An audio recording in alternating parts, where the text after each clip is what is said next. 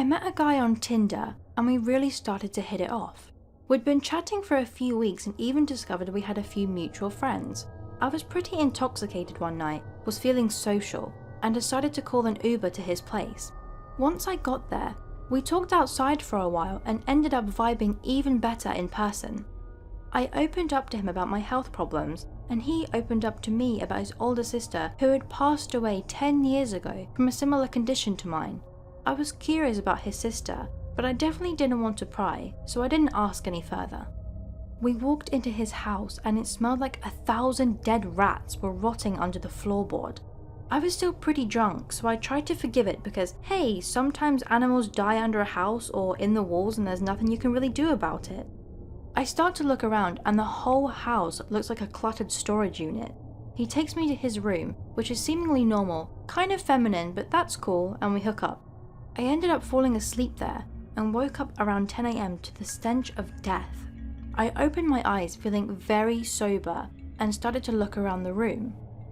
I noticed that only girls' clothes were hung in his closet and started to assume that I've possibly been cheated with. Then I see a giant black binder on his nightstand. When he woke up, I decided to jokingly ask him, "What's in that giant binder?"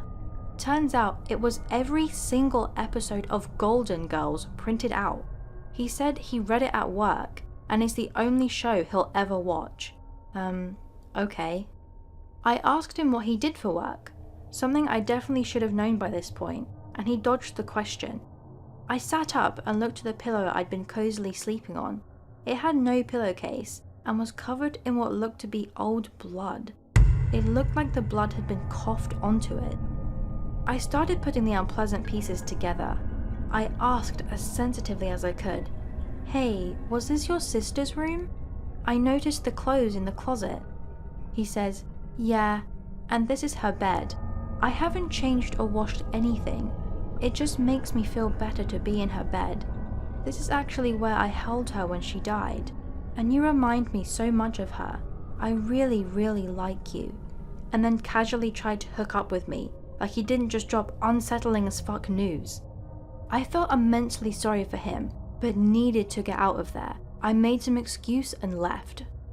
I decided to not entirely ghost him because of how bad I felt for him. He was clearly dealing with some really dark shit. We kept in contact for a few weeks until I went on my Find My Friends app and noticed that he had clearly taken my phone while I was asleep that night and shared my location with himself. I called him and went off. This was not my first rodeo with a stalker type, and I was not dealing with it. He told me he couldn't believe I thought he would do that, and how I'm being a really terrible person dumping him because his cat had recently died. I blocked him. After he said that about his cat, combined with his tendency to hold on to things, it really makes me wonder what that smell actually was.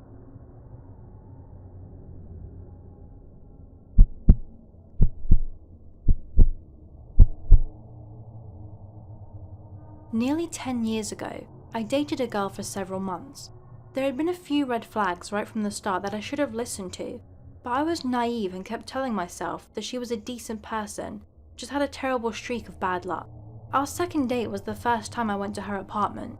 We were having a few drinks and watching movies on her computer, and ended up having sex right there on her couch. We start dating officially, and it doesn't take long for her to start exhibiting some of the classic, clingy girlfriend traits. I'm a little put off by it, but just tell myself that I'm overreacting and not to break it off just because she's a little clingy and insecure. A few months later, I was at her apartment and found a shoebox in her pajama drawer full of things from her last relationship, which was with a guy. I should mention here that I'm a girl. Letters, nude photos of them together, all kinds of stuff. I thought it was really strange, beyond the obvious reasons, because everything she had told me about this relationship sounded awful. She said he'd hit her, throw her around, say nasty things to her, that he turned her off from men, and general shitty relationship stuff. When I asked her why she had this box, she shrugged it off and didn't really give me an answer.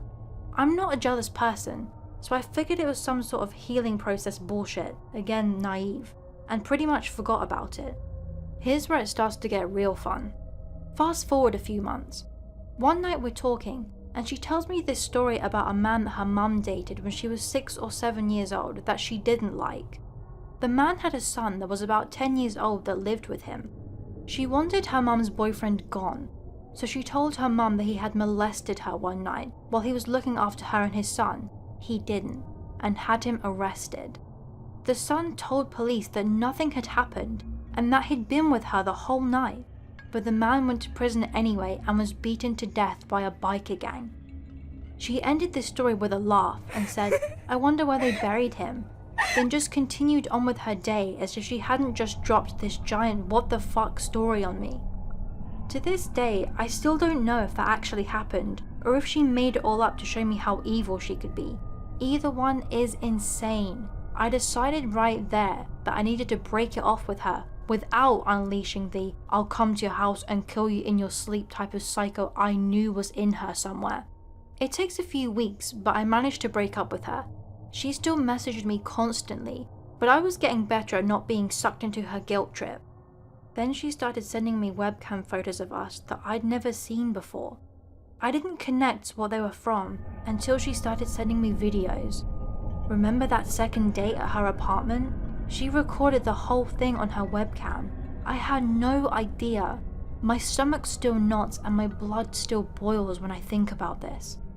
About 2 months after the breakup, I got an ominous goodbye type message from her, also saying she wanted to see me one last time.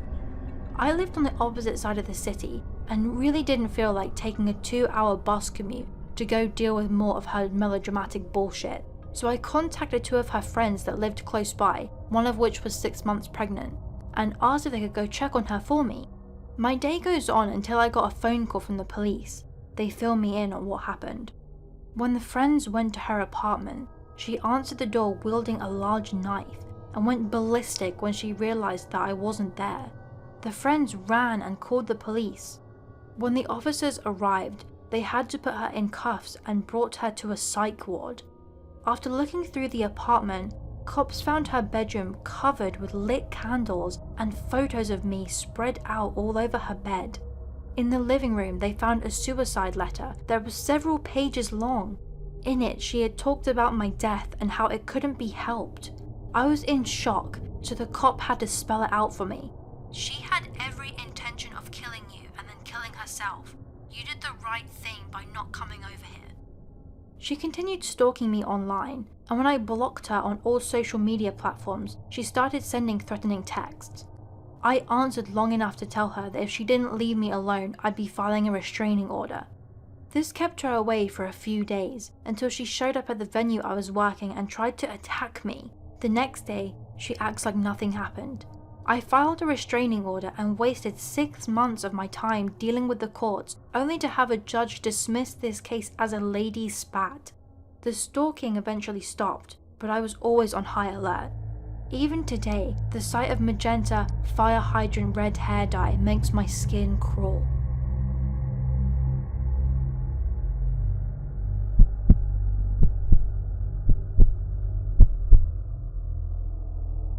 So I've been wanting to talk about this encounter for a while now. Unfortunately, it has taken me a long time to even fully fathom and process the potential danger I was in the evening that this story takes place. This occurred just shy of 1 year ago. For background, I'm a 22-year-old female who was attending university in a larger city 3 hours away from my hometown. Therefore, I was living alone at the time, with my closest relatives being hours away from me. I had just recently gotten out of a very abusive relationship, and honestly, I was extremely heartbroken and felt devastated. I had been living in my small 1-bedroom apartment with said boyfriend for the past 2 years. After the tumultuous end of our relationship, he moved out and I remained residing in the apartment. I'm only mentioning that detail because, in some ways, it plays into the reckless decisions I made on this evening. For further explanation, it was hard for me to go home to an empty apartment and amplified and worsened the heartbreak I was feeling at the time. Anyways, on to the story. My friends had decided to take me to a hockey game to get me out of the house and potentially get my mind off the breakup. It was Friday night and we had been consuming fair amounts of alcohol during the progression of the hockey game. In the arena we were attending, there was also a casino. Following the game, we decided to head there for a few more alcoholic beverages. It was a busy night, and the line for the bar was lengthy. During the duration of the time I was patiently waiting for service, I had begun to speak to a group of 3 men and foolishly exchanged numbers with one member of their group. My friends and I decided to call it a night, following only one drink at the casino, due to the overwhelming amount of people crowding the area. We part ways, but instead of going to my home, I spontaneously and quite drunkenly decide to text the man I had previously exchanged contact information with. He responds, informing me that he and his friends had relocated to a nightclub in the area and invited me to join them to continue the night of drinking. I still regret almost every choice I made on this evening, but I booked an Uber to meet the group of men and headed their direction. The night from there on consisted of large volumes of alcohol and dancing. Now, as I mentioned earlier, my judgment was severely lacking due to both intoxication and the impulsiveness I was feeling, possibly in attempts to numb the pain of the breakup. I had never had a one-night stand before, and decided to go home with the man I had been chatting and dancing with all evening. We arrived at his residence via Uber booked by him, and it was uncannily cleanly. Think of hospital level clean, right down to the smell. Without even offering, he poured us each a glass of seemingly expensive red wine. I thought nothing of it at the time, being that he had poured it right in front of me, and I drank it eagerly. That is the last memory I have, prior to waking up in his bedroom due to the noise of the shower running. I was groggy and dazed when I woke up, but slowly I began recollecting where I was, who I was with. I began to panic when I realized the only article of clothing still left on my body was my bra. I frantically began to search for my cell phone, clothes, and wallet. I rushed out of his bedroom, hoping to leave unnoticed prior to him getting out of the shower, and my heart dropped. All of his furniture and floors were completely covered with plastic shower curtains, which I distinctly remember not being there prior to me blacking out. Worse yet, all of my personal belongings were placed neatly on his kitchen island alongside a hammer. My instincts kicked in, and I swiftly grabbed my things and ran out the door, not even bothering to put my clothes on first. Once I was out of the house, I ran for several minutes in a random direction, panicked and adrenaline-fueled, slipping on my clothing as I ran. Once I finally stopped, I called a cab and went to my apartment, not speaking about this incident to anyone for a long time to come. The detail that haunts me the most is that the only thing missing of my personal belongings was my ID. What were his intentions? Did he take my ID as some sort of trophy or memento of what he planned for me that evening? What was in that wine to sedate me that way? Looking back on it, I realized I should have contacted the authorities immediately. Perhaps the reason for me not speaking up to law enforcement, or even informing my close family members and friends about the horrors I witnessed that evening, was because I was, and still am, highly ashamed of the impulsiveness and naivety I acted with that night.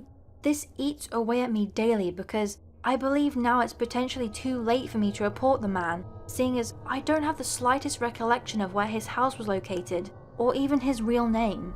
I did try to call the number he was texting me with that night, just the next morning, and it's no longer in service. Also, I am positive that I had my ID in my possession when we left the club. It weighs on my conscience to be in constant fear that he has hurt other females prior to and since my encounter. I was not in the right state of mind for not attempting to contact the authorities sooner. Would you run? Would you fight? Or would you be frozen in place, devoured by fear? Imagine yourself in these specific scenarios. How will your instincts make you act? Write your answer in the comment section below.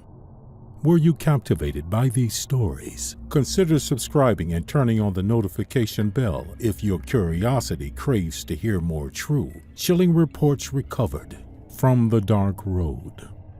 If you have a personal true story you'd like to share, please send it to the email address in the description.